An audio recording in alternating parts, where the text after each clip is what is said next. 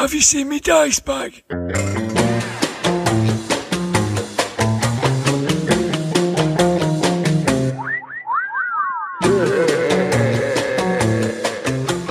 Grognard Files. Hello, my name is Dirt the Dice, and this is the Grognard Files podcast, where we talk bobbins about tabletop RPGs from back in the day and today. I'm coming live from my den here in the heart of the northwest of England. I'm utterly and completely surrounded by my stuff. I've added some additional furniture into the den and it just doesn't fit. I have to do a vaulting manoeuvre just to slide into my desk chair. Here on my right is my great library of RPGs and my Grognard files. I'm reaching for number 50. Here on my left is the ridiculous homemade shrine to the actor Caroline Munro, the eternal champion. I'll just give it a tap. Ah yes, this time she appears in many different forms, as she is in a Starburst feature. Fantasy females, Margiana, Carla, Laura Bellows, and Naomi with her killing wink. Like Caroline Munro, the eternal champion, fighting fantasy game books allow you to take on many roles. You are the hero, with only 2 dice, a pencil, and an eraser. All you need to make your journey through this podcast. It's a big subject, so this episode will appear in several parts. We've had another review on Apple Podcasts, which is great as it helps others find the Grog Pod. This time it's from the Gelatinous Cast. If you want intelligent, in-depth analysis of tabletop role-playing games, primarily old and some new, then this is the show for you. Dirk and Company might be grognards, but gamers of all stripes will find the warmest of welcomes here. Not a gatekeeper in sight. Thanks. That was from Gelatinous Cube podcast. Adam and Rosie are the hosts, and in each episode they tackle a short D&D prompt to provoke discussion. Check it out. I'm publishing this on the 27th of August 2021, International Game Book Day. Back in 1982, Warlock of Firetop Mountain was launched to the unsuspecting world and created a publishing phenomena. Would this podcast even exist if it wasn't for Ian Livingstone and Games Workshop? Would you be listening? All of us role-play gamers in the UK owe a great debt to Ian Livingstone and Steve Jackson for bringing the hobby to these shores from the USA. Would D&D have reached us without them? Of course it would. However, what they brought was verve, energy, and the foresight to tap into the UK geek culture, such as it was in the 1970s. It could have got stuck on the college campuses, but they reached out into other areas to find new audiences. They enjoyed games when they were at school, so it's people like them that they wanted to play. People like me. People like you, probably. I learned of the hobby thanks to a fascination with the Citadel miniatures that appeared in my local toy shop through an article, first in a series, it was promised, but never materialised, in Starburst Science Fiction and Film magazine by Steve Jackson. It opened my eyes to the possibilities. Tired of reality? The advert in the magazine asked, to which I said, yes I am. The rest is history. You can listen to the previous 49 episodes to find out what happened next. I admit that I was more than a little starstruck to meet one of my heroes in the Zoom of role-playing rambling. Ian is very self-effacing about his role in creating a new gaming community from out of thin air and keying into UK culture such as Doctor Who and 2000 AD. And he was also a great talent spotter, launching the careers of many of the guests on the previous episodes of the Grog Pod. I trust you'll enjoy this interview with Ian as much as I did speaking to him.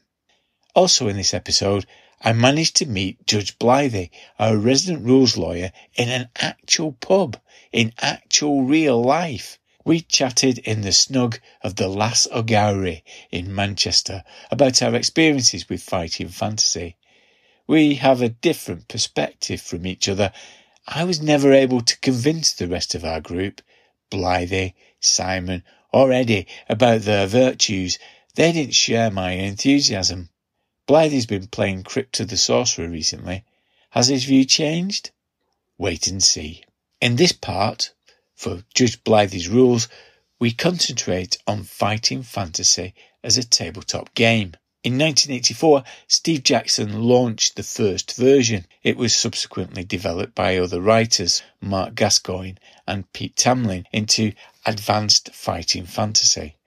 The game books were brought together in the world of Titan, a fantastic supplement that Mark Gascoigne talked about in episode 18. The latest edition, available from Drive-Thru RPG, published by Eon Games, has been put together lovingly by Graham Botley. For a game launched in the mid-80s, it is remarkably story-orientated. The games master is a director, like a film director, and the whole design is built around making fun encounters, replicating the experiences in the books. It's also inspired adaptations of the system in games such as Troika and Quarrel and Fable. We talk about Advanced Fighting Fantasy and some of the associated games as I prepare to direct a game for the first time. Mr. Jim Moon from the excellent Hypnagoria podcast, please make it your mission to subscribe if you don't already, picks up on this simplicity of design when he describes his first game, and he also talks about his last game he played and the game that means everything to him. Now, throughout this podcast, there's a wobbly internet connection, a slamming toilet door to make sure you're awake, and interventions from Lily Allen and others. But don't worry, it feels like you're in the room. I should point out that we haven't been to the pub with each other for 18 months, which might explain why it tails off a bit at the end. But please enjoy. Ramblers, let's get rambling. Welcome to Open Box, the part of the podcast where we look backwards to look forwards, how our gaming of the past has shaped the gamers that we are today.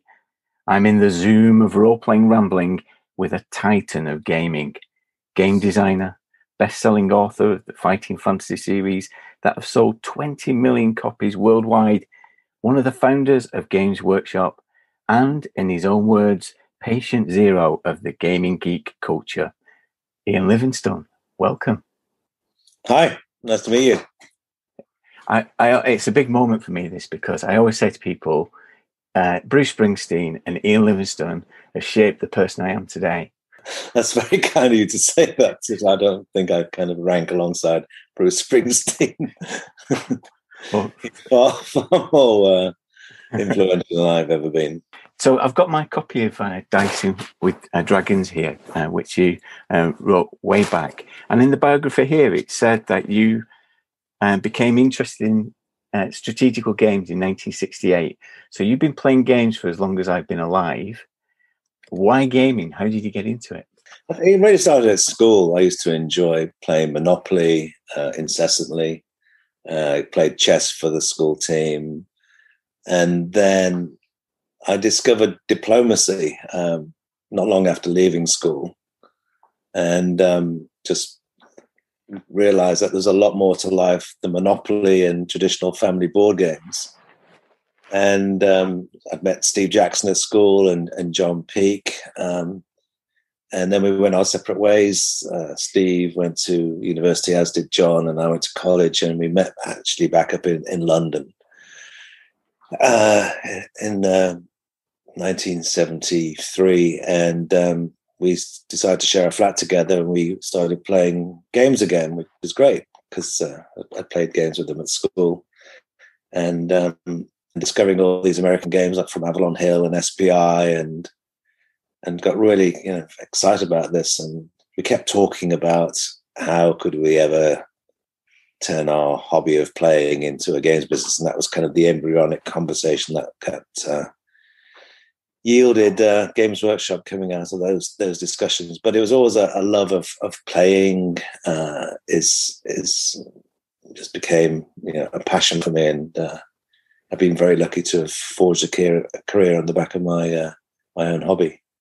It's very interesting that diplomacy seems to be a great connector at that period. It seems to be the game that brought fellow like-minded gamers together. Is that the case? Yeah, definitely. And I used to do work for Don Turnbull, who lived quite close in Altrincham, who had a postal diploma magazine called Albion. And I used to do some artwork and help him get it out the door and stuff. And it was through Don really that I discovered Avalon Hill and SPI games. Yeah. And there was all the hexagonal grid war games that were around, but they were hard to get. And I remember getting a copy of Stalingrad and Africa Corps quite early on, and some of the SPI games. And looking back, I can't believe I actually used to play them. I mean, it was quite intense work, just setting them up, let alone playing them. But it's all those small counters on hexagonal grids and combat results tables. Not really my cup of tea these days, that's for sure. And Don seems to have been a very influential figure around that time, because obviously he went on to do TSR UK, didn't he? Yeah, I mean, I guess I was instrumental in making that happen. Obviously, through having known him so well, I got him into D&D. He got me into war games. I got him into D&D. And he became obsessed with it, and I asked him to write an article for issue 1 of White Dwarf, which is June 1977. And he came up with the monster mark system, and it was baffling to me, but I thought, this looks really impressive, we'll publish it. But I doubt anyone actually ever used it. It was just kind of endless computational adjustments for assessing monster strength. I mean, it was ludicrous, really, looking back. But So Don became, quite a big contributor to White Dwarf, and I got him to do the Fiend Factory. Fiend Factory in White Dwarf, and on which I wrote quite a few monsters. And it was actually my idea to Gary Gygax to create the Fiend Folio as an addition to the Monster Manual. And they were up to eyeballs in publishing, and they thought it'd be great to get a contribution from the UK, because we were obviously TSR's official distributors. And Gygax said yes, so we got this contract, and so we used a lot of the monsters, obviously, from Fiend Factory. And I asked Don if he'd become the editor of it, because he was working on Fiend Factory, and he took that on board very, very happily. It was no surprise, obviously, that when TSR was formed, which I can talk to you about, TSR UK was formed, and I can give you the background to how that happened if you wish, but it was no surprise that Don was put in the position of managing director because of his working relationship with Gary and the rest of TSR doing Fiend Folio. That's great. And some of those monsters still survive in the current edition, don't they? That started in the Fiend Factory. Yeah, I think one of my own's still in there, the Hook Horror. I mean, it's actually a working title. I never got around to changing it, so it ended up being the Hook Horror, and it survived. And I was delighted when some of the plastic figures of miniatures came out based on something that was just a working title, just a descriptive title, but ended up being used. So let's go back to how you discovered role-playing games. How did you encounter them, and those early experiences of playing? What was that like? John Peake, Steve Jackson, and I decided to turn our hobby into this business, and we thought we'd publish a newsletter, the predecessor to White Dwarf, which was called Owl and Weasel, and it was basically reaching out to other gamers, saying we wanted to form a games community and meet like-minded people, and see if we could create a network, because obviously back in the the early 70s. It was a very, very embryonic, the gaming hobby. And we published the first Alan Weasel in February 1975, and we sent out it to everybody we knew. And Don Turnbull had given me his mailing list because he'd ceased publication of Albion. And so we sent it out to a few hundred people. But a copy actually found its way to Gary Gygax, although we hadn't sent it to him directly. And he wrote back and said, "Love your magazine. Here's this new game I've invented. What do you think?" And we unwrapped it, and there it was. It was Dungeons and Dragons. It didn't look very much. The 3 kind of largely unintelligible rule books inside a very plain box. And we played and became immediately obsessed by it. Steve and I just couldn't play enough D&D. John wasn't his cup of tea at all. He didn't like role playing. He was more into making traditional board games, and I mean that's how the Games Workshop name came about, because he used to make, because he was a craftsman as well as being a civil engineer, he used to make Waru boards and Go boards and backgammon boards, and that's how Workshop got its name, a workshop with all the wood shavings, etc. Anyway, to get back to the D&D side, we ordered 6 copies because that's all the money we had in the world available in spare cash. And on the back of that order, we got a 3-year exclusive distribution agreement for the whole of Europe from Gary, because he was just happy to have a European distributor. But what we didn't know, he was also operating in a very amateurish way. He only printed 1,000 copies of D&D, and that's how it started. We were both kind of role-playing businessmen about a role-playing game.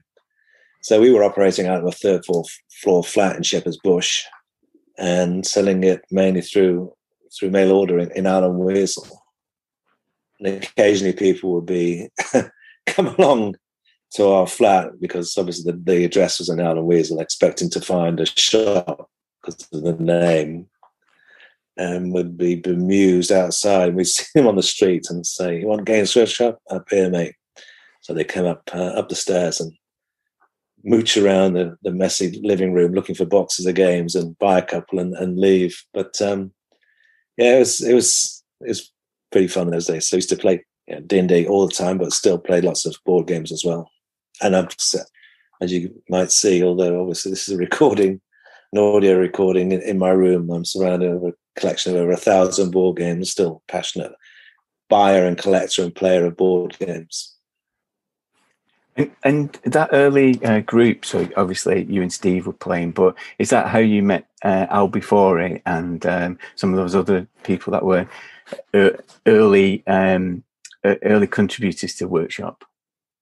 Albie didn't come on board until 78, after we'd opened our first shop, because we didn't have anywhere to operate from. So we started off in our flat in 75.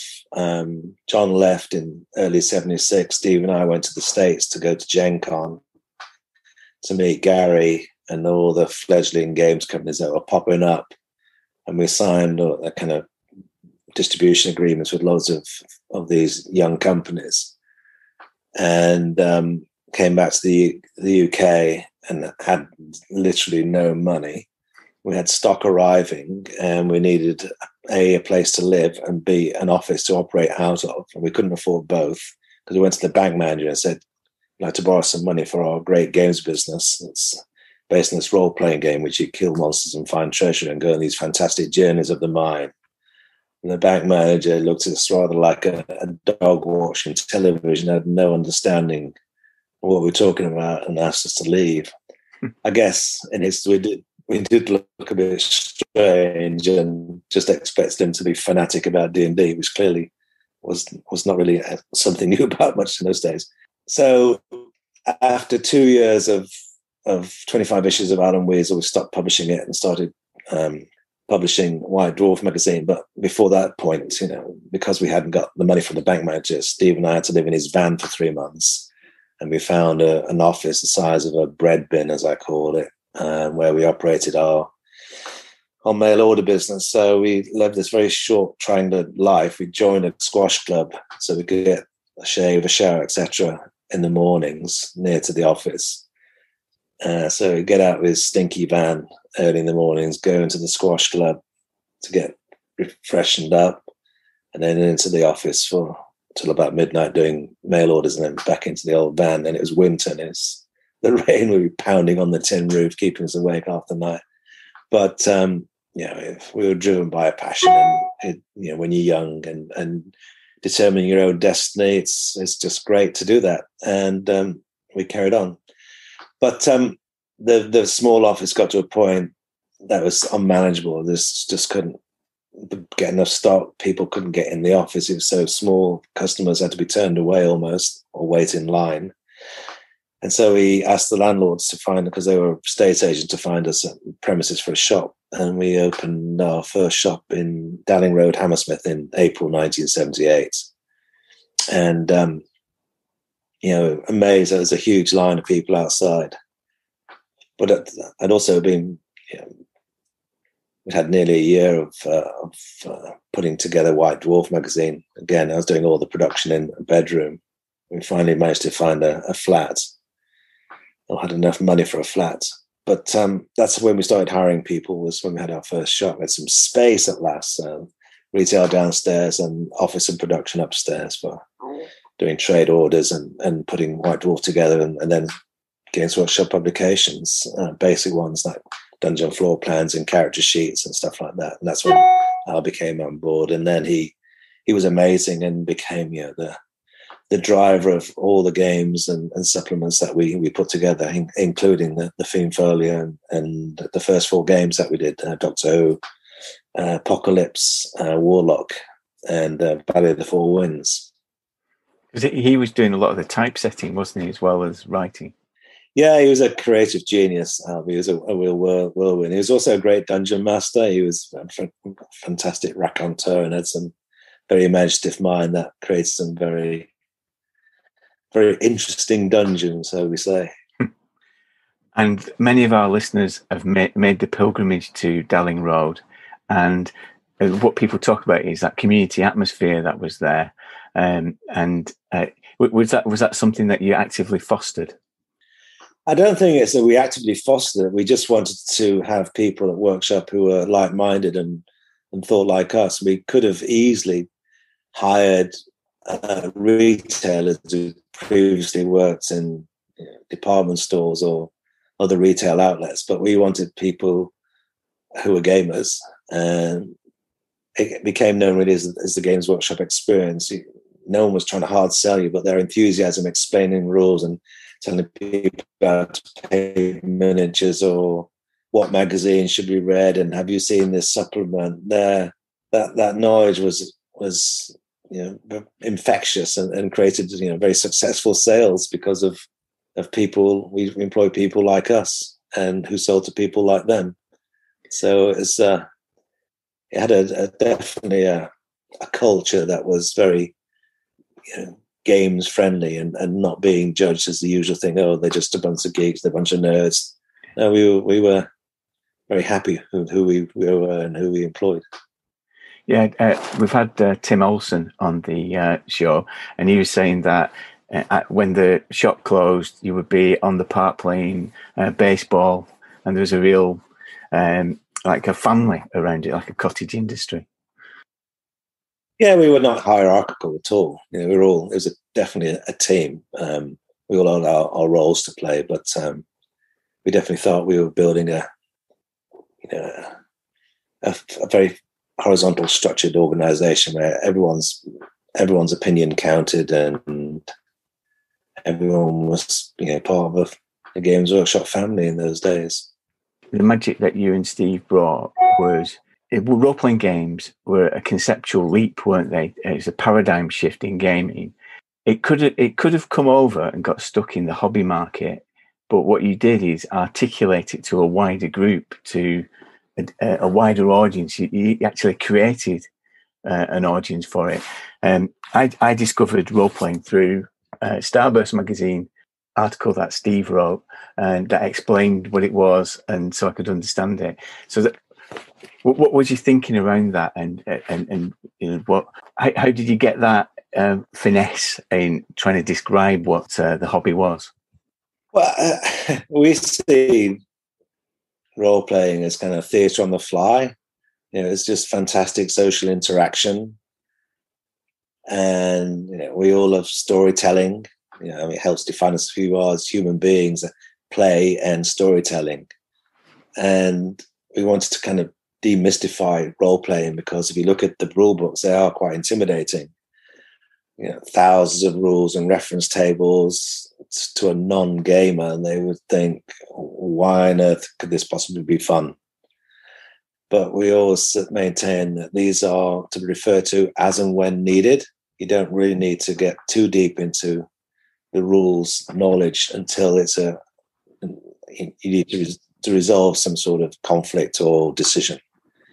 So, Dave Arneson, there were no rules when he was coming up with the original concepts around Blackmore, and then Gary Gygax put some structure into those rules, and they collaborated to put out D&D. But it was all about immersing yourself in the shoes of a character and going on these fantastic journeys of the mind. And the better the storyteller, dungeon master, the better the experience was. So for us, it was trying to get over that magic of storytelling and play, rather than seeing it as this big set of rules would only appeal to a lawyer. Yeah, absolutely. And moving on from that, obviously, one of the great recruiters into the hobby was the Fighting Fantasy series and Warlock of Firetop Mountain. So how did that come about? We used to run Games Days workshop, and at Games Day 79, we had other trade stands there, one of which was Penguin Books, and an editor called Geraldine Cook was launching a book, I think it was called Plain Politics. And she was fascinated by several thousand people mainly obsessing around D&D and other role-playing games. And she asked Steve and I at the end of the show if we were prepared to write a book about role-playing. And we kind of deliberately said, well, rather than writing a book about role-playing, let's give people a chance to experience role-playing, because normal books are passive experience, role-playing is interactive experience, so why don't we give them an interactive experience in a book? And she said that was an amazing idea, send us a synopsis. So we said, okay, without having a clue what we were going to do. So Steve and I worked on what became known as the Magic Quest, which was this scenario in which you, the reader, were the hero. And she took the synopsis to the managing director of Penguin Books, apparently, who laughed so hard he nearly hit his head on the table. Said, no one's ever going to play an interactive book. What are you talking about? But to Geraldine's credit, she kept on with this because she was a firm believer in it. And eventually, Puffin label, the children's label, agreed to publish the book. So then we spent another best part of a year writing it, and I wrote the first half up to the river, and Steve wrote the second half after the river. And then Steve had to kind of edit the whole thing into a consistent style, and thus the Warlock of Firetop Mountain was born. But Penguin, under their Puffin label, still didn't have much belief in it. They only did a small print run when it came out in August 1982, and but it sold out and sold out and sold out, and had to keep reprinting. And what we tried to do with Warlock was take the essence of a role-playing experience and distill it down to choice making, where the book replaces the dungeon master. But rather than just choosing a chapter, we wanted to attach a game system to it to reflect the fun of combat and other kind of moments where you have a bit of dice rolling to make it exciting things happen. So that's how the three attributes of strength, of skill, stamina, and luck became added to the branching narrative. So, yeah, it was amazing that Warlock just took off, and Fighting Fantasy really started to fly to the point where there was certainly, by the time Death Trap Dungeon came out in 1984. A normal kids book was selling about 5,000 copies in the UK, and Death Trap sold nearly 400,000 copies, and had a lot of fun time in the media with that. most of the media, of course, was negative because it had the word game in it. Final Fantasy game book. People thought it was going to be trivial or harmful, and had no positives to offer the readers. The Evangelical Alliance published an 8-page warning guide about them, saying because you're interacting with ghouls and demons, you're bound to get possessed by the devil, and there were petitions sent in about them. There's magazine articles saying the dangers of children using their imagination too much. At the same time, teachers started to realize the positives about great for reluctant readers, encouraging creative writing, critical thinking, and how giving children agency, empowering them to make the choices, was fantastic for being able to be in control of events. And so, whilst media were criticised, and the establishment was beginning to recognise the value of the fact they actually raised literacy levels by some 17% at the time. Like, hey, Dad, what's the sarcophagus? and people got really curious about language and problem solving. So they were kind of a contextual hub for learning in many ways, and it made me understand that the power of play goes beyond entertainment. What strikes me about them, coming back to them, is there's an aesthetic about them, isn't there? And the artwork in them is great. So what was that experience collaborating with the likes of Russ Nicholson and Ian McCaig? Well, that was a fascinating conversation with Penguin Books at the time, because they were going under their Puffin imprint, children's label. They wanted to have covers that were very safe and secure. They wanted a cover with a little gnome sitting on a toadstool with butterflies buzzing around in the air. And, we wanted covers that threatened to rip the face off the readers and use our Games Workshop artists. But to their credit, they did agree to it. So we used Russ Nicholson for the illustration of Warlock and Peter Jones for his iconic cover of Warlock. And then we used other Games Workshop artists. I mean, my favorite was undoubtedly Ian McCaig, and he did 4 amazing covers for me. City of Thieves. Well, first one was Forest of Doom, and City of Thieves, Death Trap Dungeon, and Island of the Lizard King. And he actually did the internals on City of Thieves and Death Trap Dungeon. I don't think they've ever been beaten in terms of capturing a moment.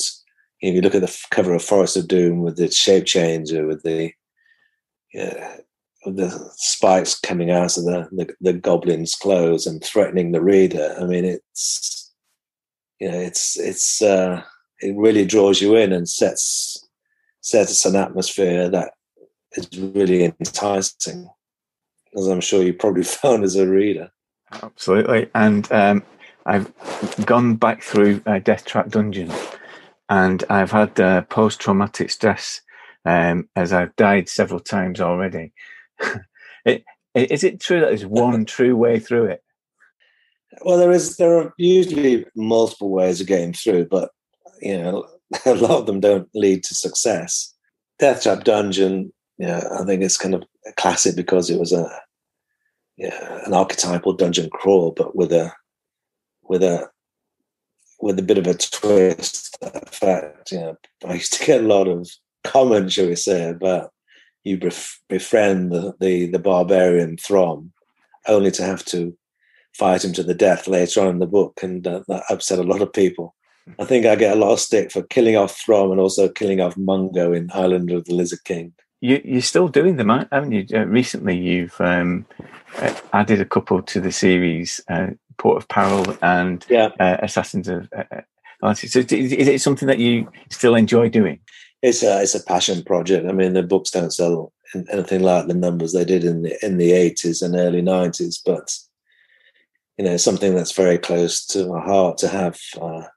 A series of books that survive the test of time is really rewarding, and it makes you feel great. And talking to the fans, and we there's Fighting Fantasy Fest where we meet the fans and talk about the worlds we've created, and I think we're definitely as enthusiastic as anybody about the world we've created, the books we've written, and definitely going to do.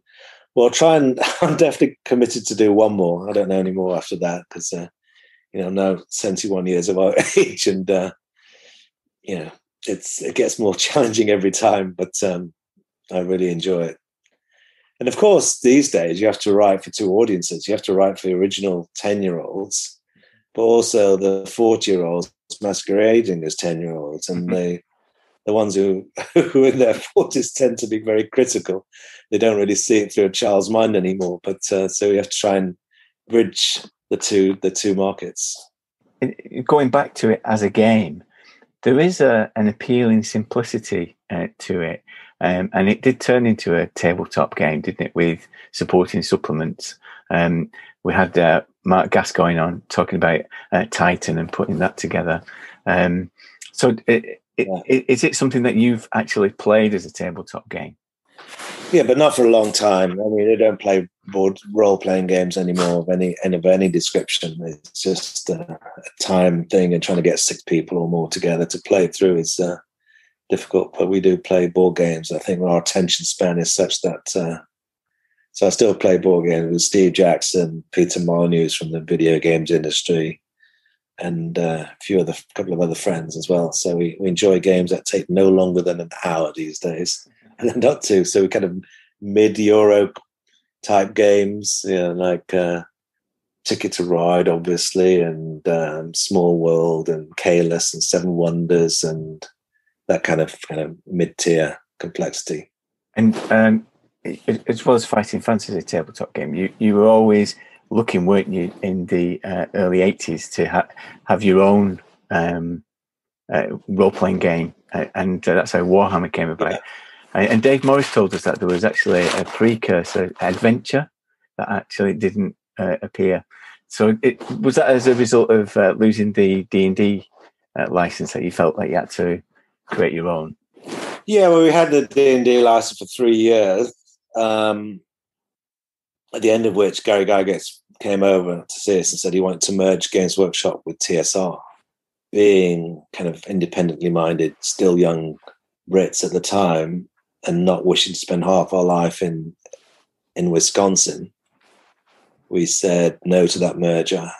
It was a very tough and I'd say brave decision to do that, because suddenly we had lost exclusivity to D&D. We still remain the largest distributor, but Gary said, "Look, we're going to have to set up TSR UK now," and that's obviously what happened with Don at the helm.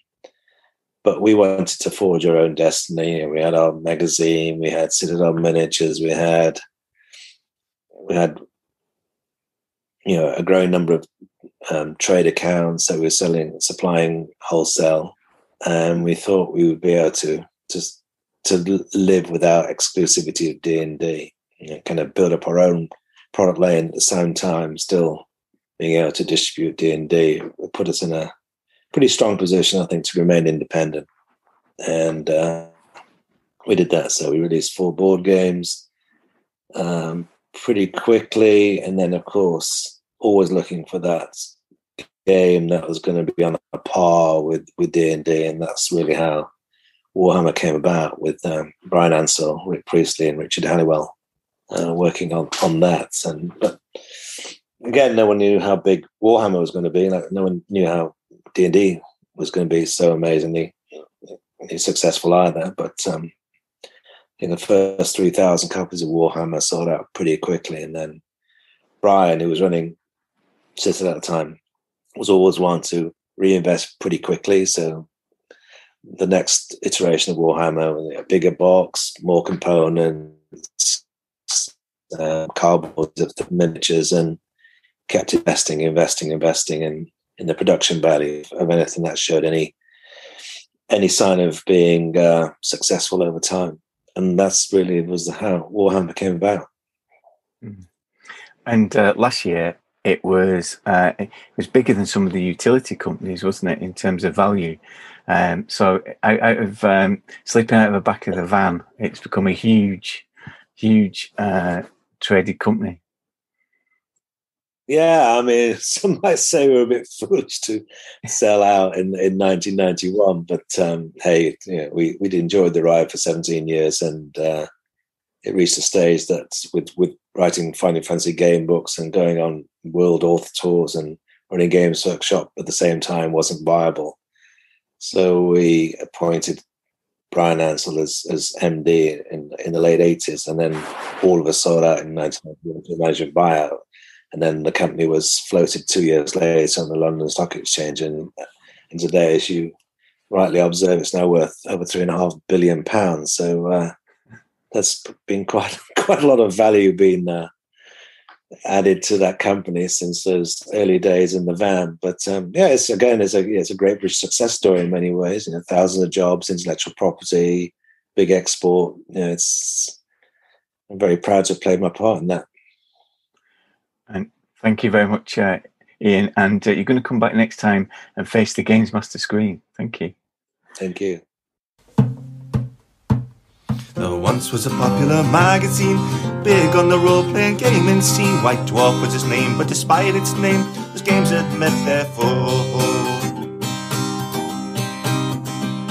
And then the Anselmen come, taking production to Nottingham. Role-playing games are not welcome, they must take the leave and go. Ian Livingstone was editor back in the day, till fighting fantasy lured him away. Now live figures are here to stay, Brian made it so. And then the Anselmen come, taking production to Nottingham. Role-playing games are not welcome, they must make the leave and go. Then the Anselmen come, taking production to Nottingham. Role-playing games are not welcome, they must take the leave and go. They must take the leave and go. They must take the leave and go. They must take the leave and go. Brian was my moonrise.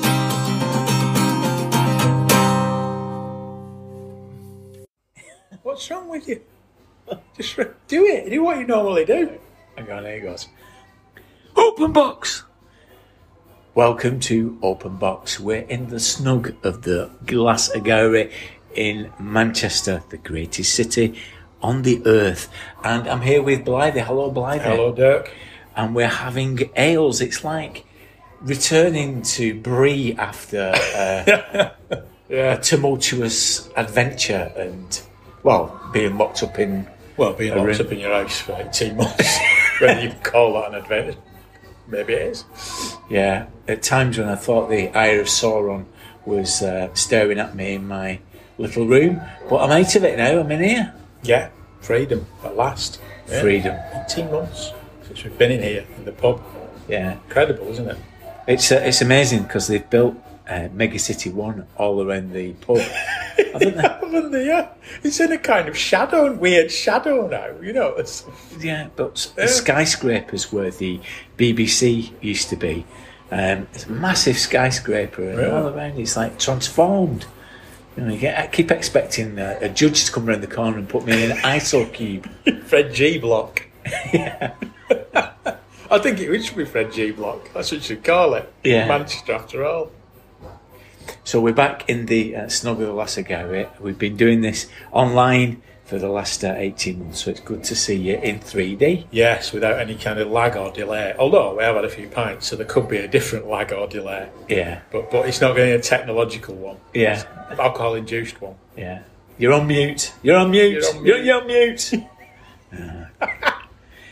Anyway, and we're going to talk today about fighting fantasy and going back to fighting fantasy. And we've got different experiences of this, haven't we? It was a bit... Yeah.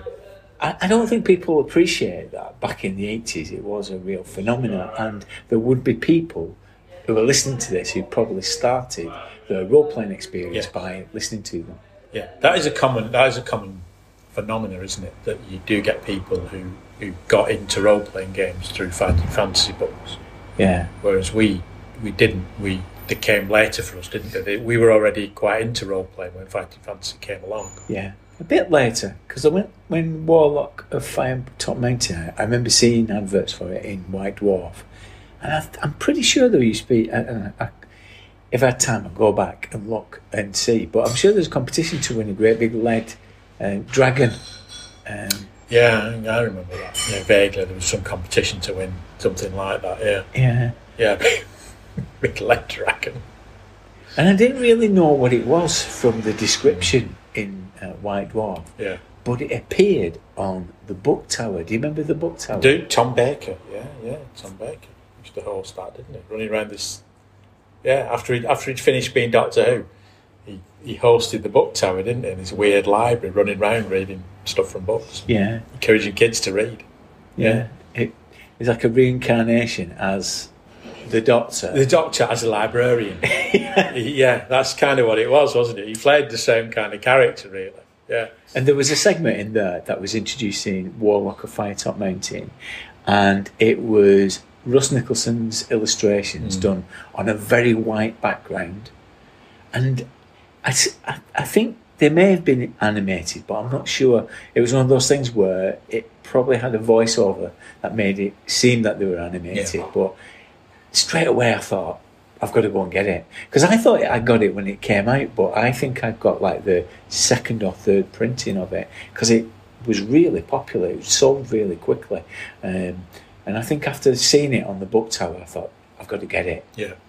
They were phenomenally popular, that's, we might come on to that later in terms of whether they are a gateway to role-playing, but yeah, they were really, really popular. You could tell they were popular because the kids at school had them, didn't they? Even though they may not have seen the association with role-playing games. No, and I think that's always one of the odd things about it, really, because one of the traditional kind of things with fighting fantasy is that people in role playing who you meet will often say, well, I got fighting fantasy, that got me into role playing, which is an obvious progression, isn't it? But it wasn't everyone's progression.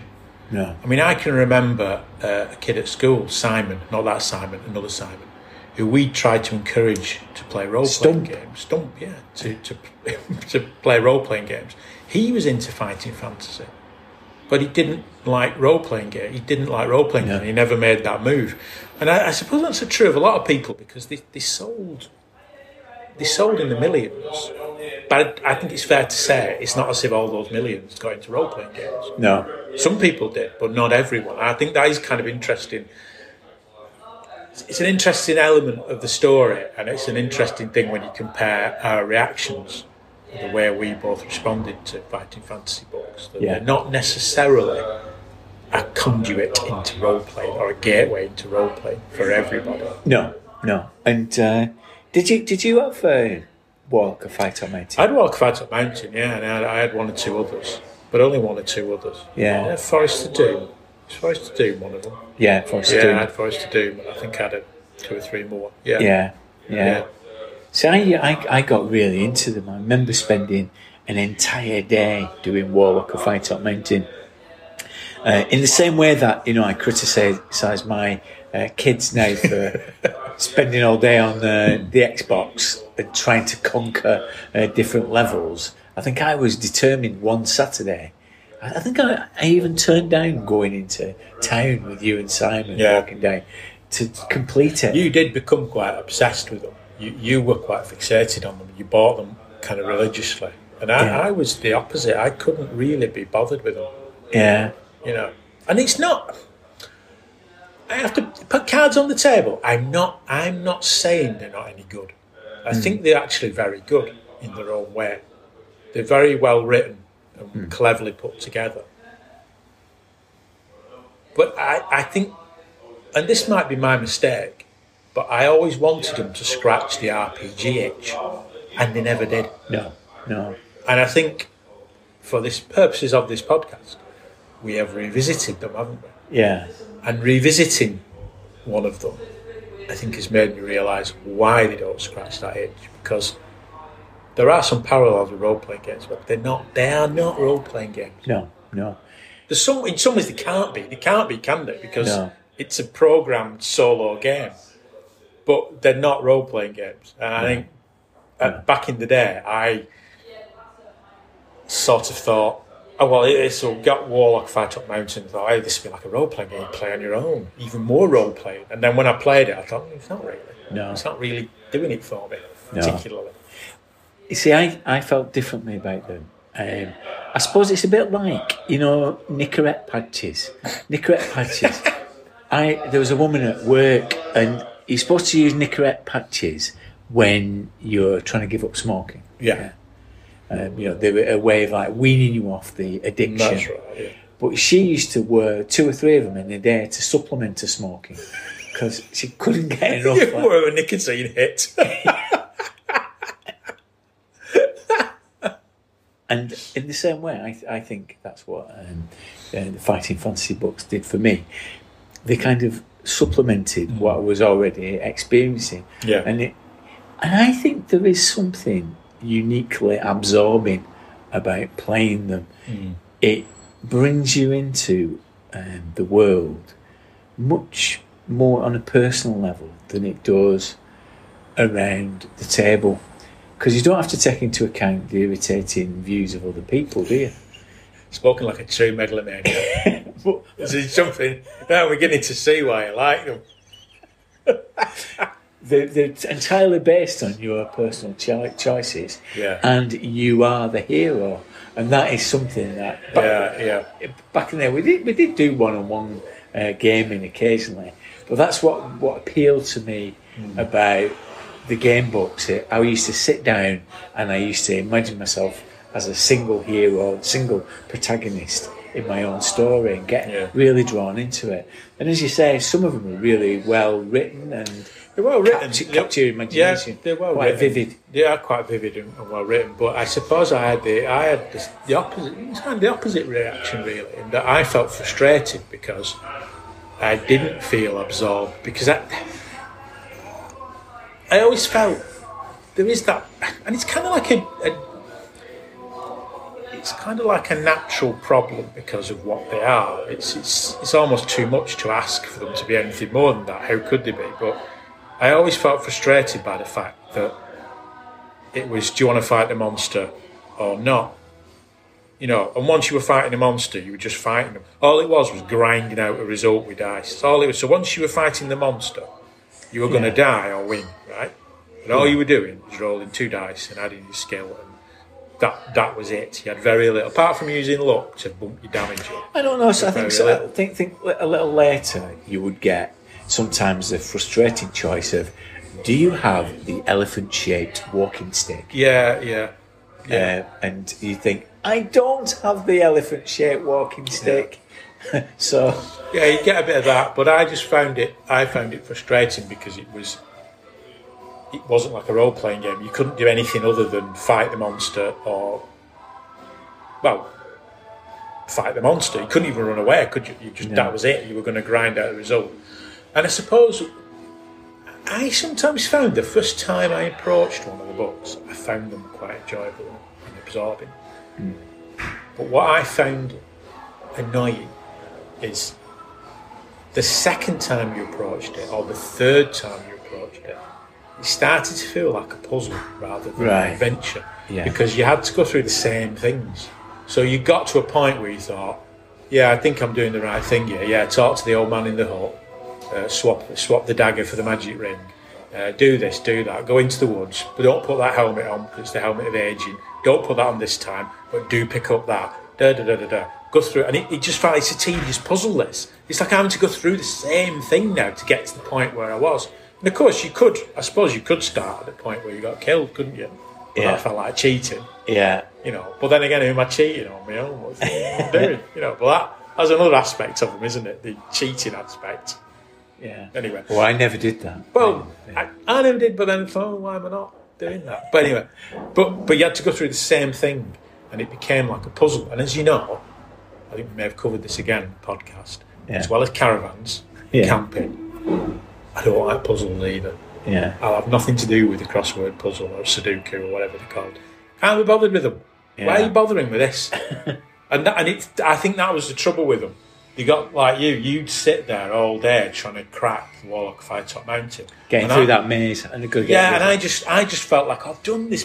Turn to page 38. Yeah. I've been to 38 3 times already. I've got to get to right 38. Right, yeah. Do that. Yeah, no, don't go that way because you don't. Right, go that way. And it just felt like a puzzle, and it deteriorated. I think over the more you did a book, the more it deteriorated into being like a puzzle. rather than adventure. Yeah. And I found that this time when we revisited it. So we did Crypt of the Sorcerer. The first time I did it, I thought, hey, it's all right, this. Maybe I've underestimated it. But then the second time I did it, I felt that feeling of, it's a bit tedious now. I've got to go through the same things to try and get to the point I was at. This, as you know, over the years, it's been a nostalgia-based podcast. And maybe I've got more nostalgia for it than you have because I had more experience of them.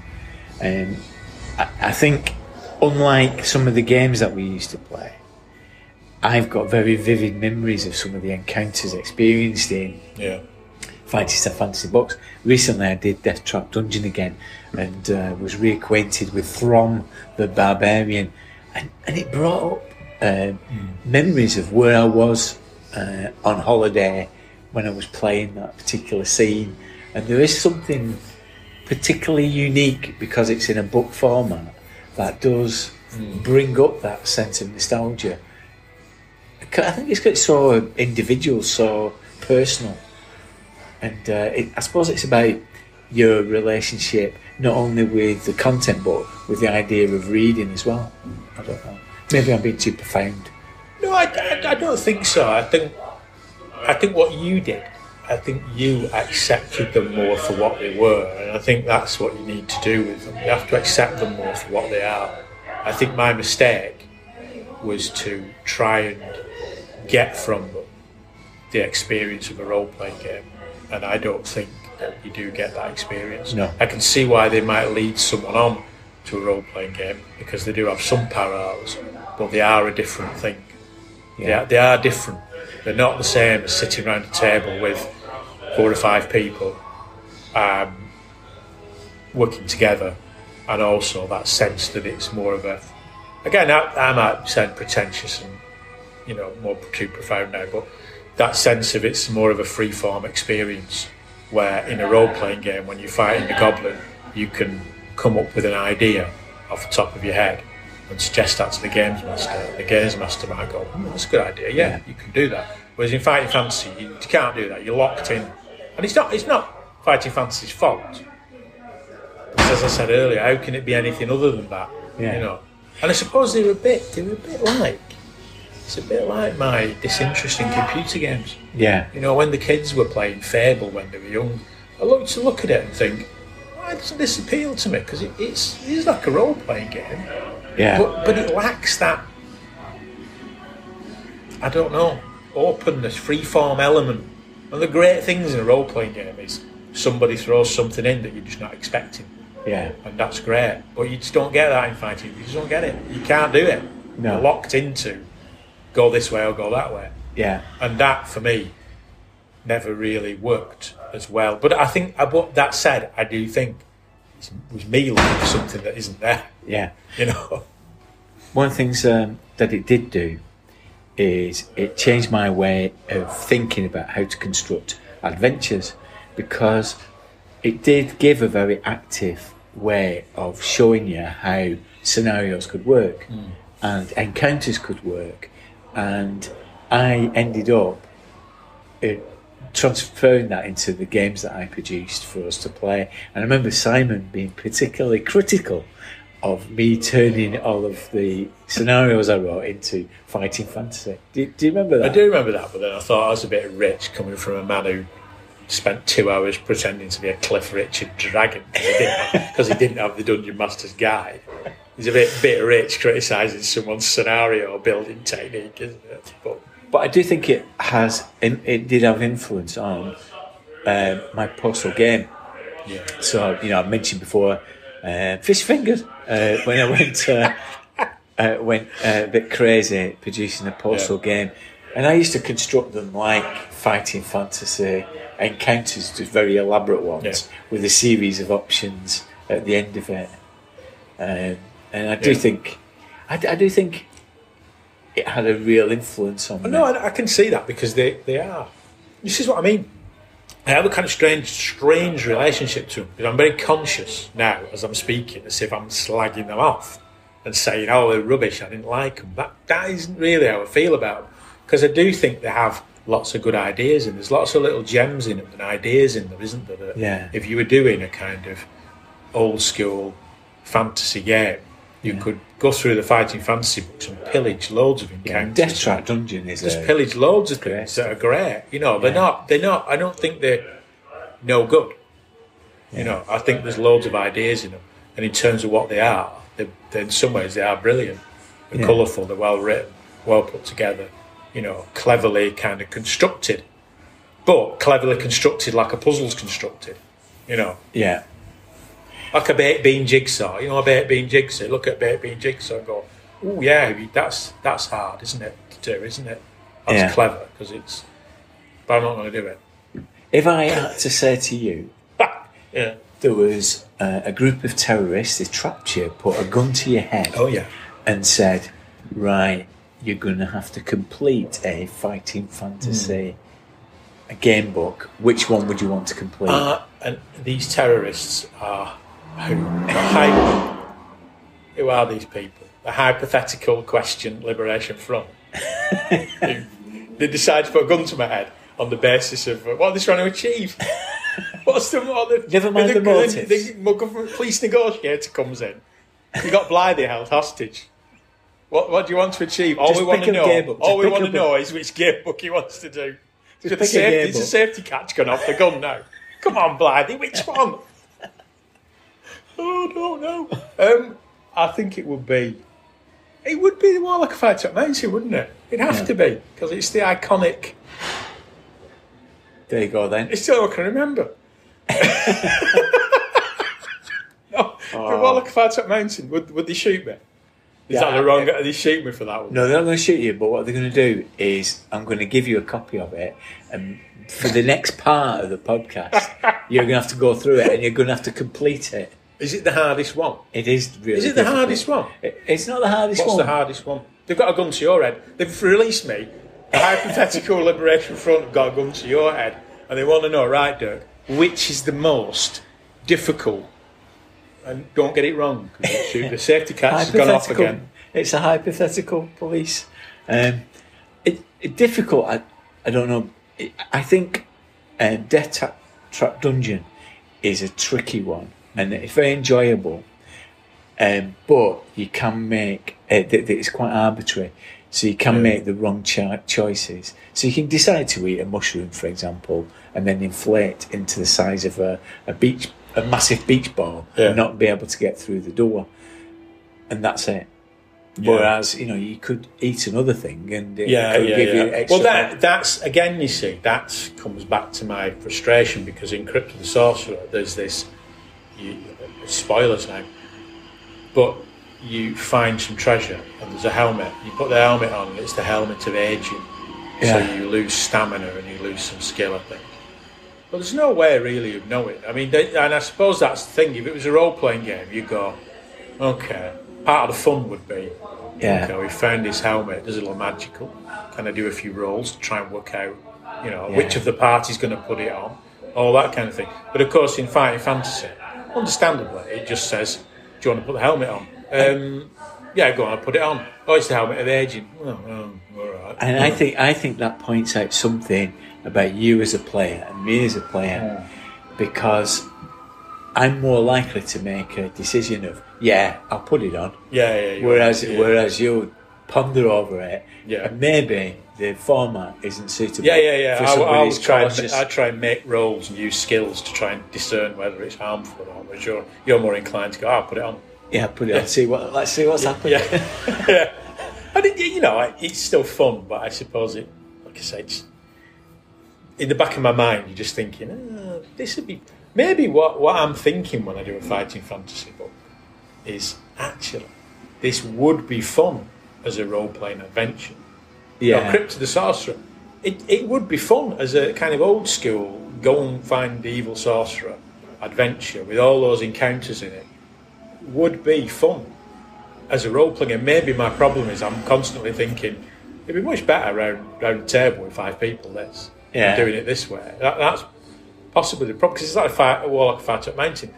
There is a certain charm about it, isn't there? And they all do have this. They're well written. They're quite colourful. and they have a certain charm and a certain something about them that is quite engaging. Yeah. And maybe part of my issue with them is, I think it'd be great as a scenario, but it's not. It's not. Okay, then we're going to turn to page 153, which is Mr. Jim Moon doing his first, last and everything, and we'll come back to the Lasagari. We're going to get another pint in. I think we should.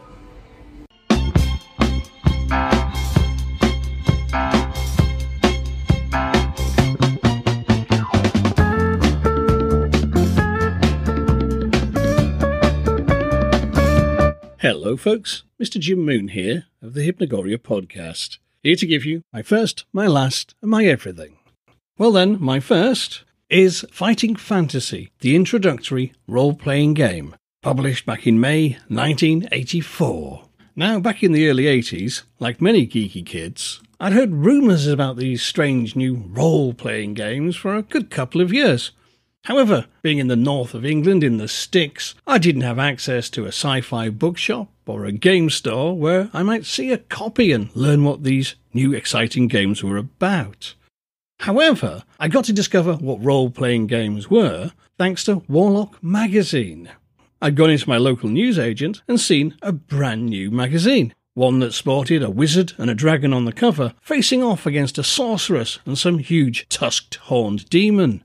Flipping it open, I saw there was an article that explained what role-playing games were, how to play them, and what you needed to begin.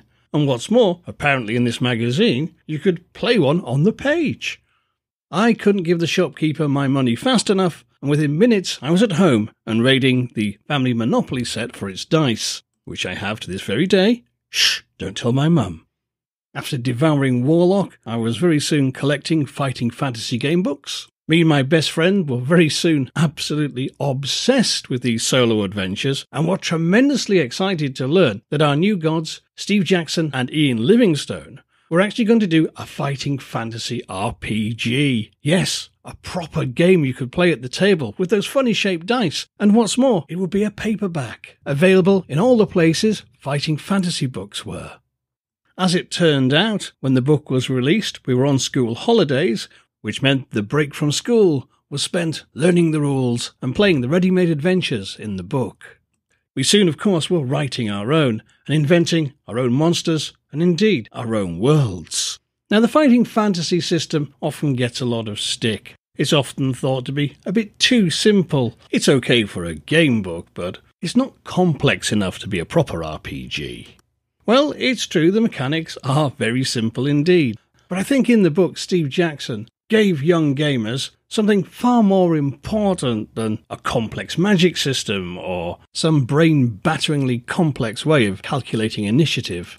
In the Fighting Fantasy rulebook, he mainly concentrated on teaching you how to play the game well, how to tell a story, how to build an adventure, how to have fun.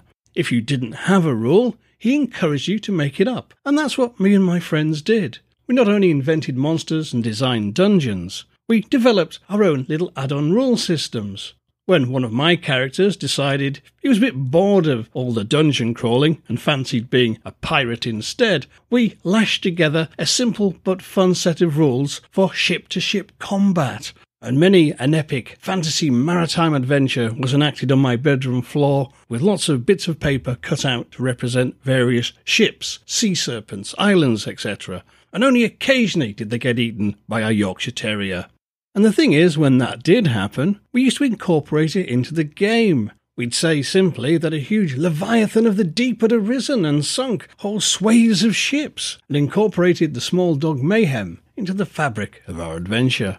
Which is exactly what the Fighting Fantasy introductory role-playing system had told us to do. Yes, it was simple, but the point was, it didn't have to stay simple. You could make it more complicated if you liked. And what's more, the book told you how to do so.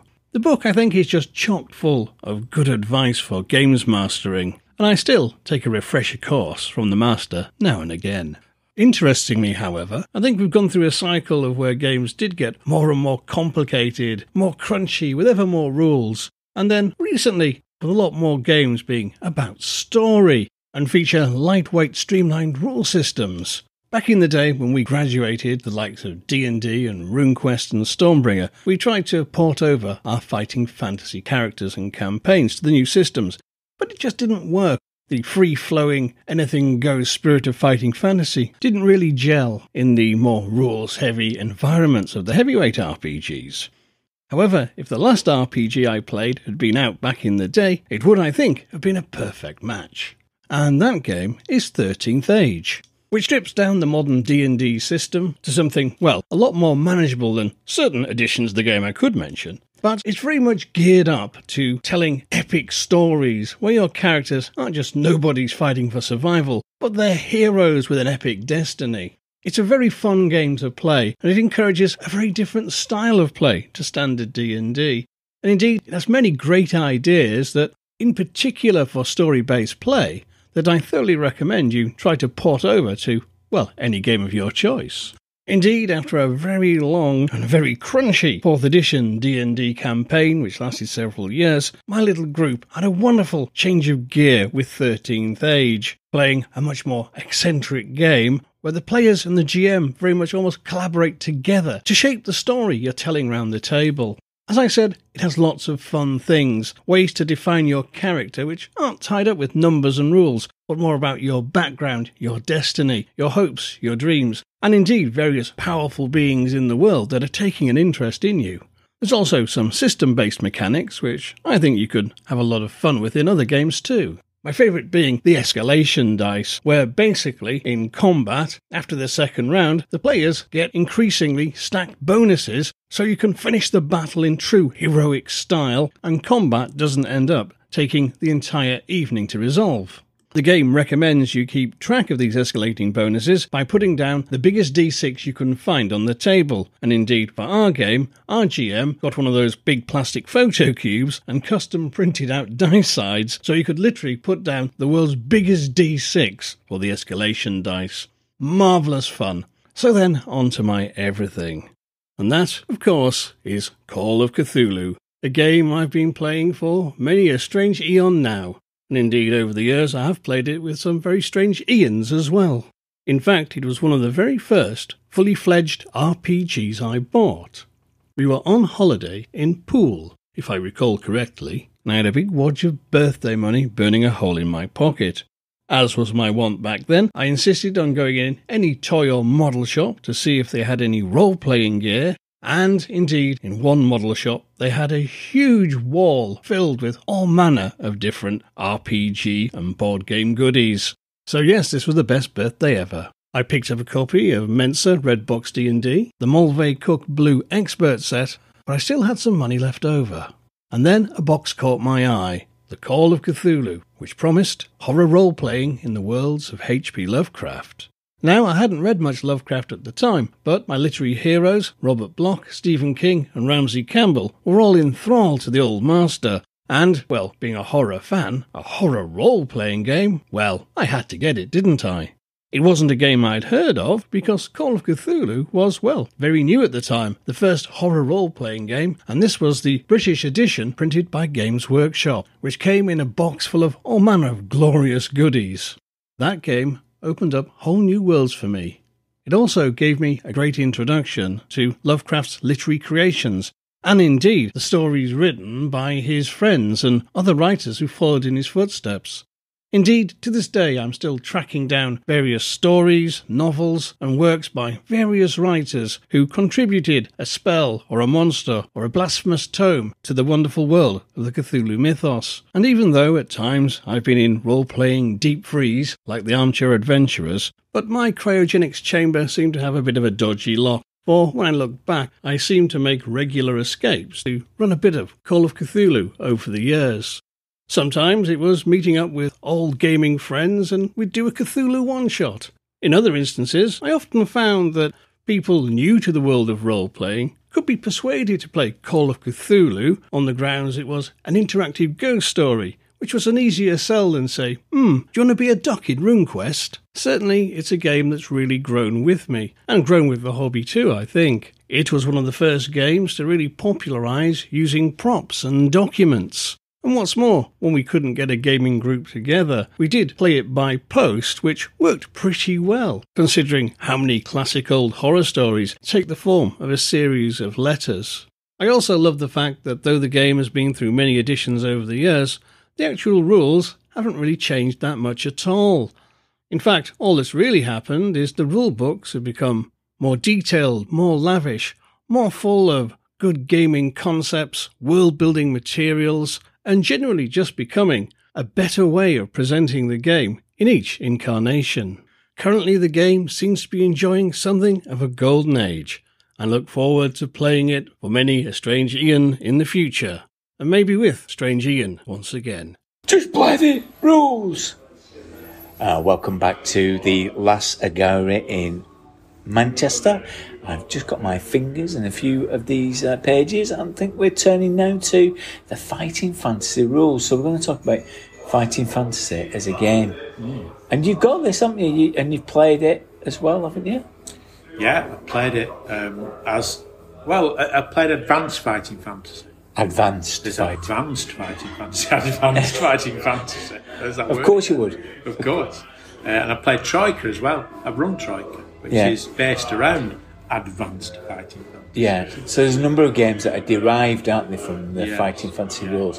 And I just thought it'd be interesting in this bit. We'll go back to the game books, I think, in the second part of the episode. But I think it'd just be good for us just to talk about it as a game. Yeah. And do you know what? It's okay as a game. Yeah. I think it's quite good. It's simple, straightforward, but it's not bad. Got enough going on in it to make it interesting. Yeah. Well, we're back in the pub, and we haven't done any face-to-face gaming for 18 months. Probably a bit longer, maybe, I don't know. 18 months.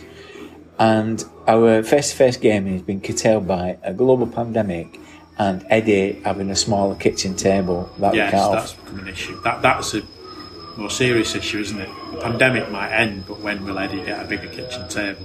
That might never happen. Problematic, you know. Yeah. But next month we are going to a convention. There's a new convention. We're going to Livingstone Spa, and we're going to the Owlbear and the Wizard staff, and I'm going to be playing Advanced Fighting Fantasy. And I'm looking forward to it. And the reason I'm looking forward to it is, as a convention game, I know that this is going to be simple to convey. And that's really important. Yeah, it is. It's simple because one of the pitfalls of convention games is complicated game. You're going to spend most of the session explaining the rules to people if they've never played it before. You know, which can be frustrating for people who have played it before and know it, and frustrating for people who haven't played it. But Advanced Fighting Fantasy is dead simple, isn't it? It still has the same skill, stamina, luck, but it makes it more realistic's not the word, is it? But it makes it more playable by adding skills, doesn't it? Yeah. So you might have a skill of 5, but you might have athletics at 2, which bumps your skill up to 7 for athletics, that kind of thing. Yeah. So it develops. I suppose it kind of broadens your character out through the use of skills, some of which are traditional skills and some of which are traits. So I'm not sure you can have like a strength skill, can't you? Yeah. Which means you're stronger than, if your strength, again, if you had skill 4 and strength 3, you've got strength 7, haven't you? Yeah. That kind of thing. So it mixes, it doesn't quite differentiate between an attribute and a skill. It just treats everything as a skill. When you bear in mind that it didn't need to be as good as it is, actually, the game system. No, it didn't really, did it? Many of the choose your own adventure games didn't actually come with the game, or if they did, things like Grail Quest were based on Fantasy Trip, or there were some TSR ones that were like cut down versions of their games or FASA games. But this was a self-contained rule system that was explained in 4 pages. 4 pages, and also I suppose not off-putting to people. There's enough in it to make it interesting, but it doesn't put people off. So I suppose one of the problems you've got with Fighting Fantasy is, you can sell it as you are the hero, blah, blah, blah. Sounds very appealing. One of the biggest hurdles you've got is coming up with a game system that people won't be turned off by. Because that is always the problem with role-playing games, isn't it? Always the problem with role-playing games. The problem we had right at the beginning with role-playing games. I like the idea of a role-playing game. Yeah. So, great. It's like an adventure. And we'll make the story up and we'll be heroes and one of us will create the monsters. Oh, that's fine, isn't it? But there's one thing in the way, isn't there? And that's the rules and the system. Yeah. And so what they do really, really well in Fighting Fantasies, they create a simple little system that is sort of interesting in its own way. And then the advanced system is more interesting. It works in its own way. It's just right in that it's not enough to turn someone off. No. And what we should bear in mind is that obviously they couldn't have anticipated that it would ultimately turn into a tabletop role-playing game. Steve Jackson, who wrote the first Fighting Fantasy book, I've got it here. So this isn't the advanced one, this is the initial one. It's done in paperback format. And it's unreservedly an introductory game published in 1984. And it is written in a way that it does introduce you really well to the concept.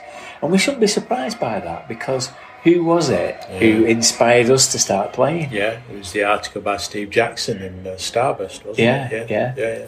And I suppose the Fighting Fantasy role-playing game book that you've got in your hand right now is more of a gateway into role-playing than the Fighting Fantasy books, isn't it? Yeah. Because, and maybe that's the thing, you got kids who are into Fighting Fantasy, but only a certain proportion got that. Because that really is the thing that would kickstart you into a role-playing game, isn't it? Yeah. Because it makes that leap in a very direct way. It takes the Fighting Fantasy rules that, it says you're familiar with these rules because you've been getting the game books, but now it's going to present you with something a little bit different. Yeah, and I think with this and the accompanying Riddling Reaver, they actually put you through some fairly exotic locations and encounters, made them interesting, but kind of held your hand as a games master, take you through some of the places where there might be decision points or interesting ways of playing at a scene or dealing with the scene. And I do think that if you're wanting to show somebody, right, this is a role-playing games, here you are. I think we've said this before, how would you introduce a new person? Dungeons and Dragons is far too complicated. This isn't, it's really simple. That's what I mean, that's the thing. You could say to somebody, hey, I play role-playing games, and it's like a story, and you can push all the right buttons, but there is that barrier of mechanics and rules, and if those rules are too much, people can get a bit fed up with them. How much easier would role-playing have been if rather than RuneQuest we'd have bought Fighting Fantasy, that book? Yeah. It would have been much easier, wouldn't it? Yeah. It would have been much easier to have bought that, understood what role-playing was, and then graduated onto RuneQuest or Advanced D&D or Travel or whatever, whereas we did it. It's going to sound like an old man now. I'm a granddad. We did it the hard way. We did it the hard way. There's no introductory role-playing games for us. No, we did it the hard way. We had to buy your full-on RuneQuest 2nd edition box set and sit there for 6 months scratching our head. That's how we did it. But don't worry, there are people who are older than us who said, well, I had to have Before Yorkshireman, I had to buy the white box, Gary Gygax one, and that told you bugger all. So with that in mind, so what are the 3 highlights of these rule sets then? Well, I suppose we're talking about advanced Fighting Fantasy, but I suppose the interesting bit of it is testing for luck, isn't it? Testing for luck, yeah. Testing for luck is interesting. Okay, this is testing for luck. Testing for luck. Okay, and what's the next one? I'm going to say the next one is it's the absence of an initiative rule. No initiative. You know I don't like initiative. There's no initiative. No initiative rules. And number 3 is the oops table. The magical oops table. The magical mishaps table. Oops upside your head. Oops upside your head. Right, okay. Right, well, let's go for test for luck. Okay. So it is a quite interesting mechanic, isn't it? Because I'm not sure. There were games that had luck. So RuneQuest had luck, didn't it? Power times 5. Power was an indicator of luck. And Cthulhu had luck. And Tunnel of Trolls had luck. But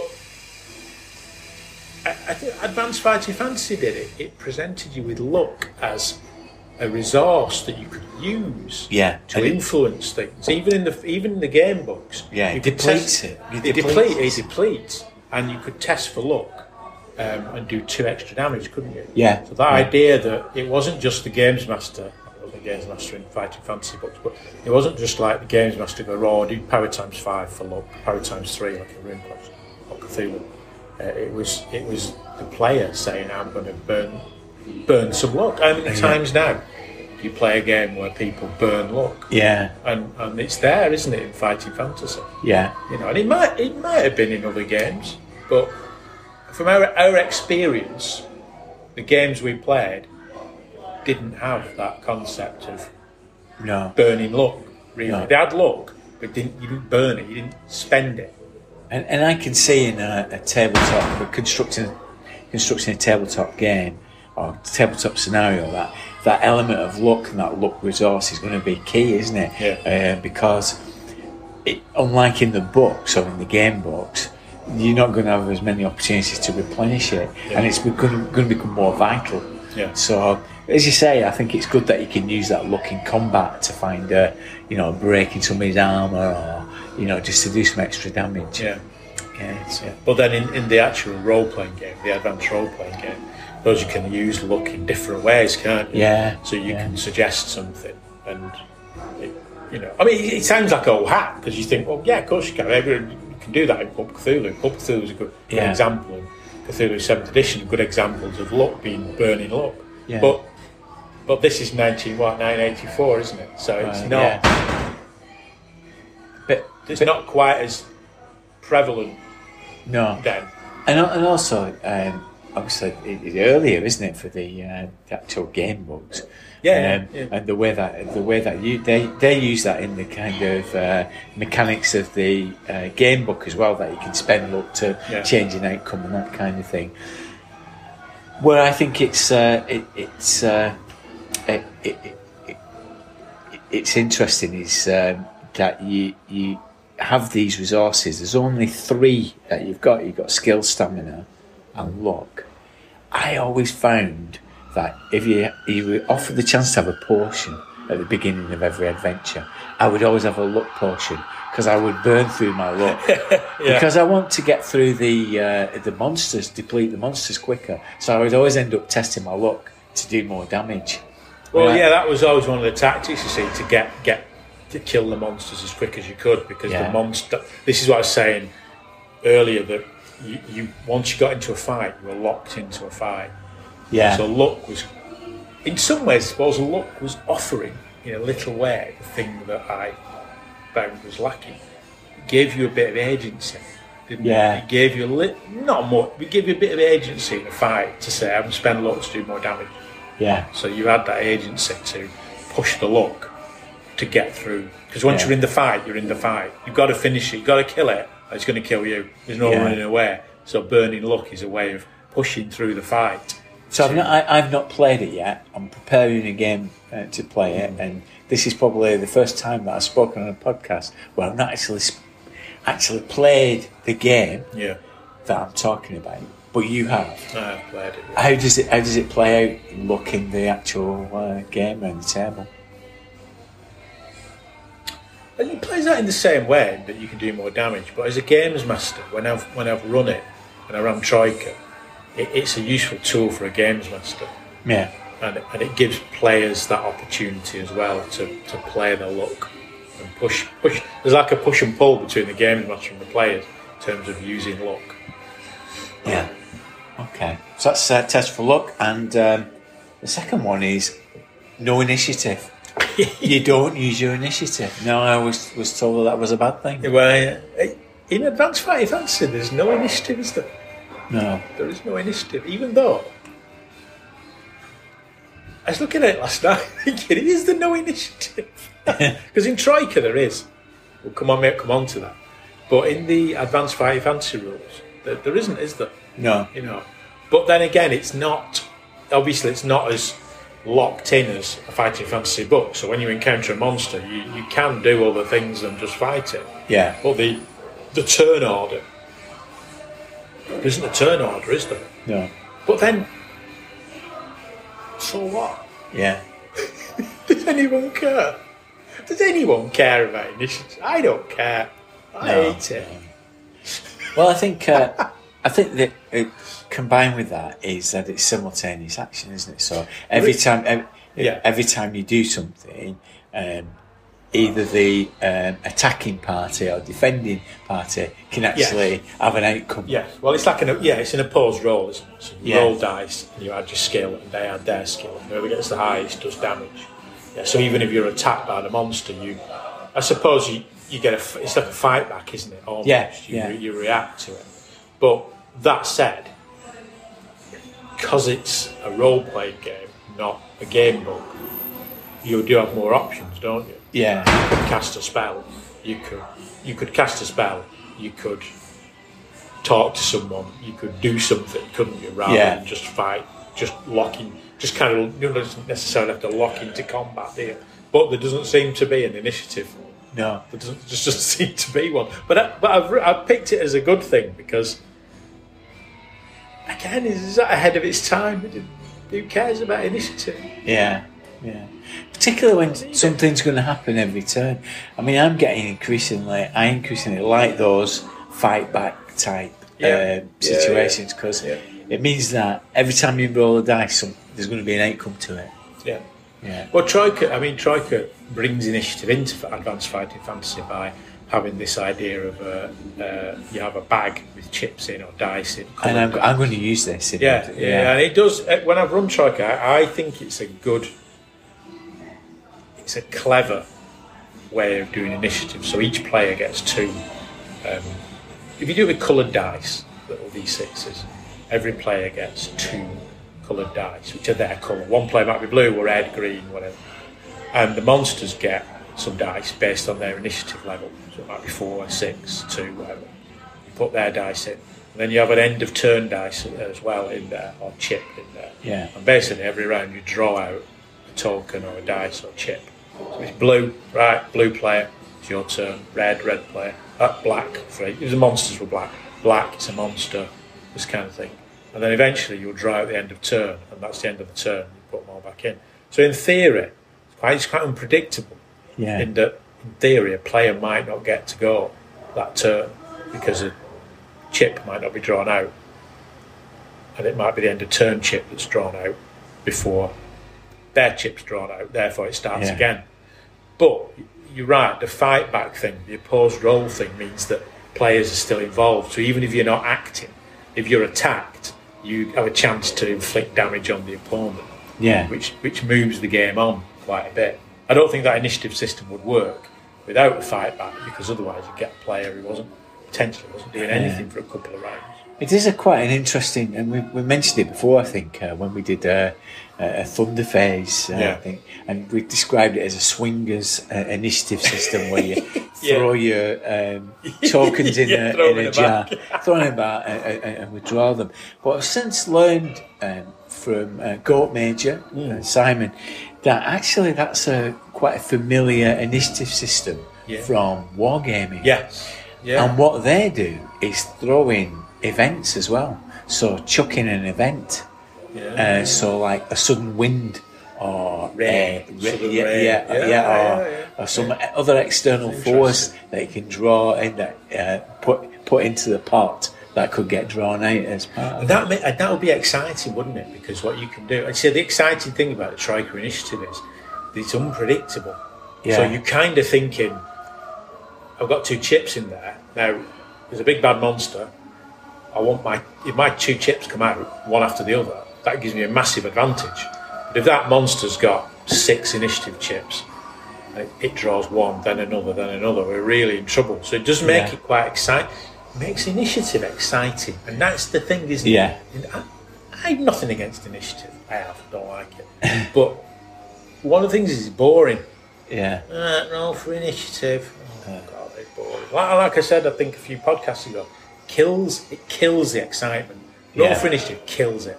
But the Troika method, it's not Troika, but that war gamer, let's call it the war gamer method, is actually exciting. It doesn't kill it. It actually makes it quite exciting because you think, oh, here we go, I don't know what's going to come out of the bag now.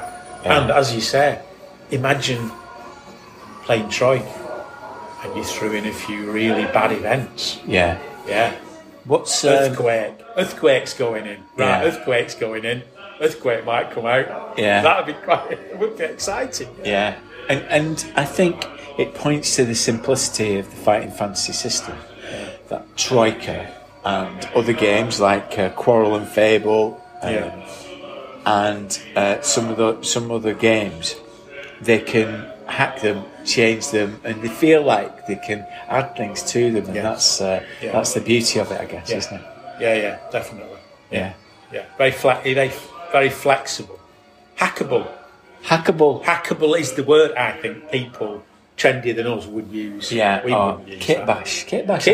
Yeah, that's it. Okay. That's what cool people would do, not us. Okay, and number 3 is the oops table. Oops upside your head. Oops upside your head, the oops table. Yeah, in Advanced Fighting Fantasy there's like a magical mishaps table, isn't there? And Troika does the same thing. Troika is a bit more brutal. But yeah, if a spell goes wrong, if you can't roll to cast a spell, and I think if you roll a 6, you have to roll under your skill, don't you? I think. If you roll a natural 12 rather, 2 6s, you have to roll the magical mishaps table. Some of them are quite funny, and some of them are quite disastrous. So I think there's one where your shoes set on fire, and you have the rest of the adventure with no shoes. Which sounds like it isn't a problem, but a good game master made that a problem. Would if you're a wizard, would you have to carry a spare pair of shoes in case that happens? There's another one where all the gold you carry turns into butterflies, flies away, which again is brilliant. If you're a treasure hunter, you've got a stack of treasure, and then it all turns into butterflies. Yeah, you can imagine a sorcerer who has a cloak made up of shoe compartments. Yes, because he's been badly affected by this mishap. It's nice because I think in such a simple game, it does add a real degree of chaos and colour. I think that magical mishaps table. Yeah.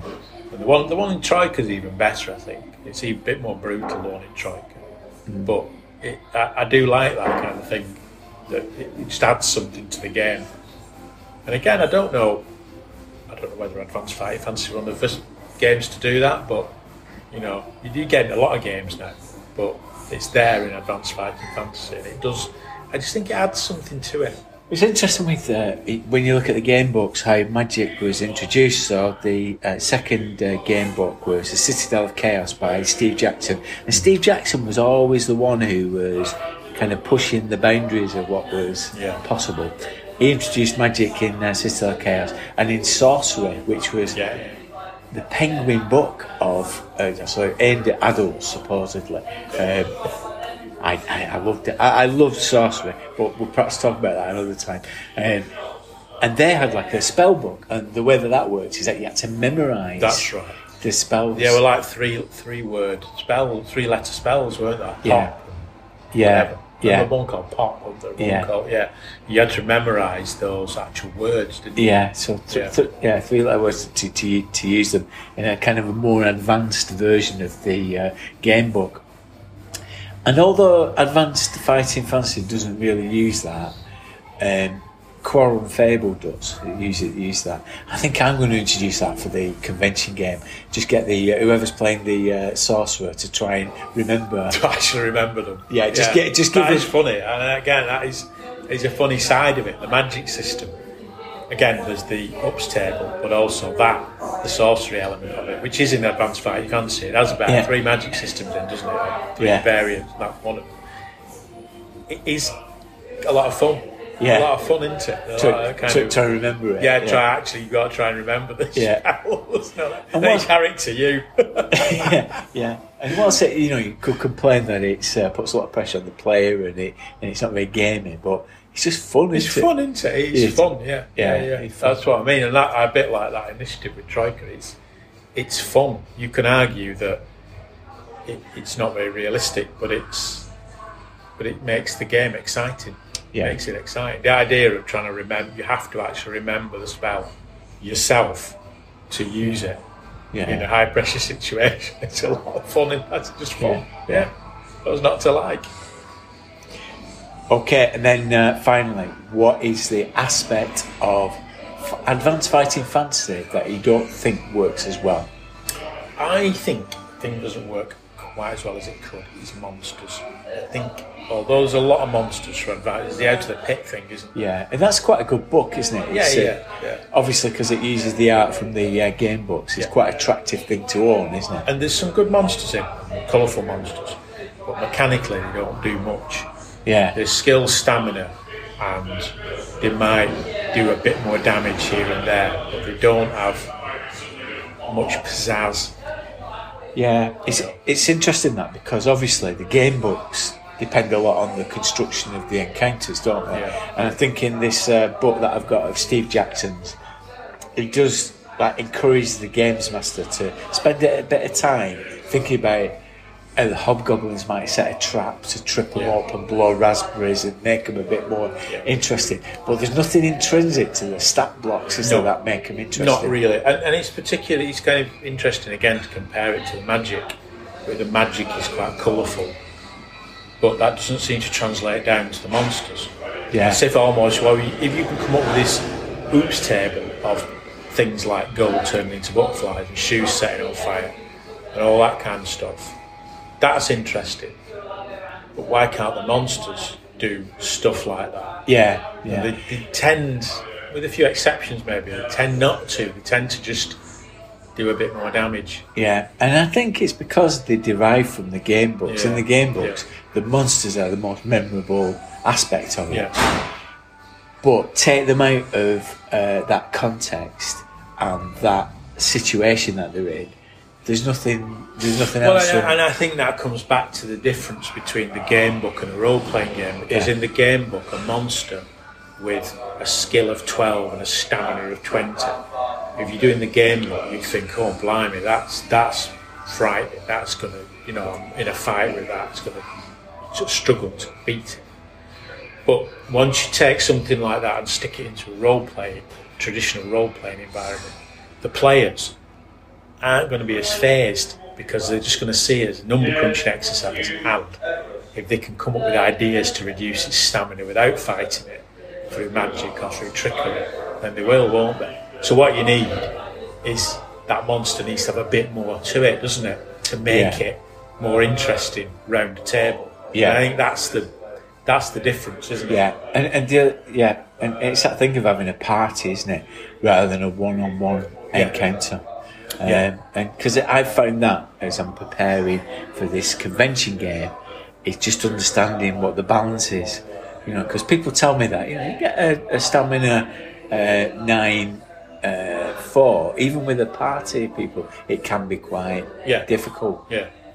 Or skill 9-4, they can still be quite difficult to beat. Because you're still fighting them one-on-one, aren't you? But you fight them one-on-one because the monster will always react. So the reaction is it doesn't get one react. If you're 4 people coming at some manticore, for example, with a skill of 9, the manticore will always attack back. So in some ways it's kind of easier to manage from a games master's point of view, because you maybe only need one big ogre, one big troll to take on a party of 4, because each time they try and hit it with a sword, the troll's going to hit back with a club. There's no rules about the number of fight backs it can have. So it's going to hit one of the characters, and they're going to fight back, and then the 4 characters are going to hit it, and it's going to hit back on each of the 4 characters, potentially damaging all of them in one round. So But that said, that's the sound of young Manchester out at work. Welcome to Manchester. Not so much ice cream travelling at that speed. Couldn't resist it. That's the thing.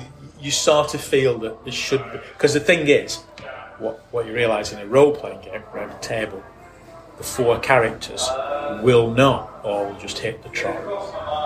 2 of those characters might, because they might be fighting. The other 2 might go, do you know what, we're going to try and set it on fire or do something different.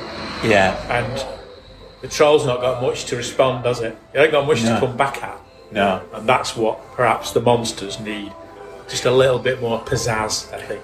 Yeah. So how does Troika deal with that? Because Troika is a game that uses the fighting fantasy mechanics, but puts it into kind of multiverse, doesn't it? Yeah, it gives the monsters a little bit more. It gives the monsters a little bit more something that, Yeah. What kind of things does it give? I can't think of any of them all. There you go. What a professional. So, right, we're going to turn to page 400 and bring this part of the discussion to the end. And next time we're going to come back and look a bit more closer at the game books and some of the monsters. So I think you've got a bit of a homework to do. Yeah, I'll need to look at the Striker monsters. All right, cheers, Blythe. Goodbye. This is Bud from Bud's RPG Review, a YouTube channel where I review role-playing games, card games and board games, although if I'm honest, far less of the last 2. I do in-depth video reviews of gaming products, all shot from the perspective of just my hands and whatever it is I am talking about. I cover mainstream things like D&D, Call of Cthulhu and Warhammer, as well as out-of-print and hard-to-get-hold-of material, and I take pride in always being thorough and fair. Additionally, I have a smaller sister channel, Bud Zine Review, where I take a more loose look at shorter material like zines, fanzines and mini-scenarios, with the aim being to do it in under 10 minutes, something I've managed to stick to so far. So if you have the time and the hankering for a fair review in my dulcet Scouse tones, then I hope to see you there sometime soon. Didn't really know about Troika monsters. Sorry about that. I'm just completing Blythe's annual performance review. Don't worry, it will be sandwiched between some positives. You don't get to the lofty heights of middle management without that passive-aggressive technique. Thank you to Ian for spending the time with us. There's more to look forward to next time when he shares his thoughts on White Dwarf and some of the board games that he's designed, his career in computer games and some of his current projects. I'm still excited that I got to interview him. Thanks to Mr. Jim Moon. Please subscribe to Hypnagoria. It was and remains an inspiration for me. Look out for his episode on fighting fantasy. You'll never feel the same way about a swan again. I'm currently getting ready for the launch of Grogmeet 2021 on the 12th through to the 14th of November. This time it's at your place and in Meet Space. There'll be an online convention as well as a meetup in Manchester at Fanboy 3 with reduced numbers this year. Watch out for more on the grognardfiles.com website.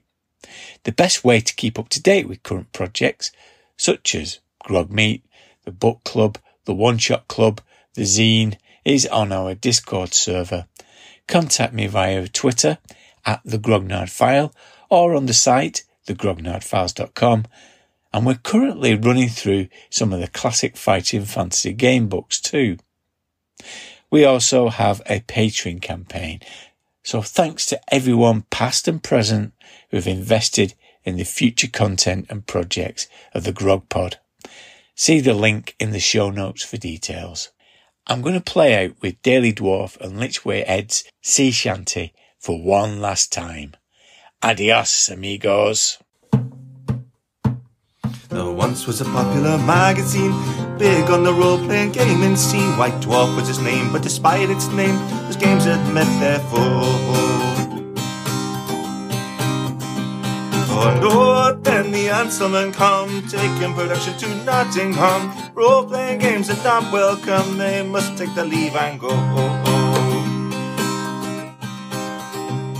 Ian Livingstone was editor back in the day, till fighting fantasy lured him away. Now live figures are here to stay, Brian made it so. And north then the Ansellmen come, taking production to Nottingham. Role-playing games are not welcome, they must make the leave and go. North then the Anstelman come, taking production to Nottingham. Role-playing games are not welcome, they must take the leave and go. They must take the leave and go. They must take the leave and go. They must take the leave and go. Brian was my room right.